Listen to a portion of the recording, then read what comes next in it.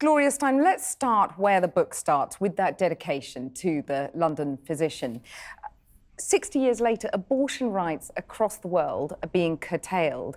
Do you feel thwarted by that?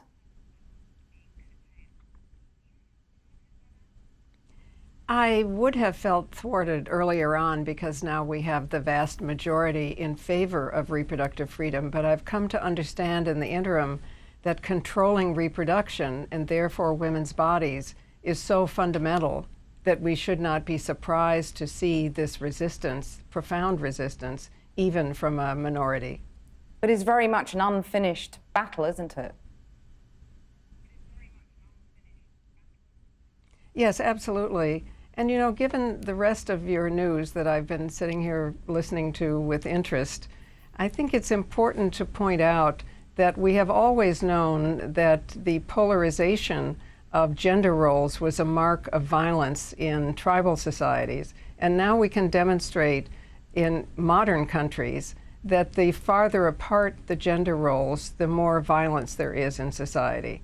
And it really is, in its fundament, about controlling women's bodies in order to control reproduction and to perpetuate racism and particular religions. Well, if you look at the violence perpetrated against women now, the millions subjected to female genital mutilation, the millions of girls married before they're 18, and the millions sexually assaulted, do you think that successive generations of feminists have even bigger battles to fight than you did? Well, I don't know if it's comparative or absolute, I don't know, but it is all about controlling the means of production. I mean, it even sounds radical, right? Women are seizing control of the means of reproduction, and we are.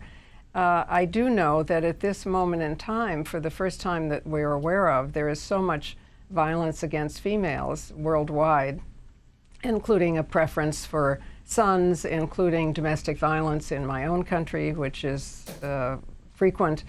The result is that there are actually now fewer females on Earth than males, and we don't know that that has happened before. We have to really look at this as part of every issue. The women's movement, no social justice movement, should be viewed as a silo by itself. All these things are connected.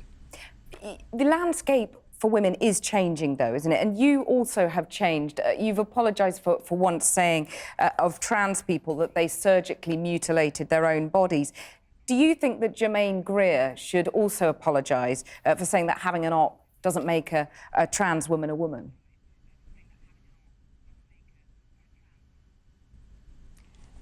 No, I mean, I think, you know, I don't know what the context was, but I think that each person has a right to define themselves. And in my case, what I was always saying and continue to say is that we need to change society to suit the individual, not the individual to suit society. We aren't there yet, but so we must, of course, we must support the individual choice and self-definition, but we have to keep fighting to change society.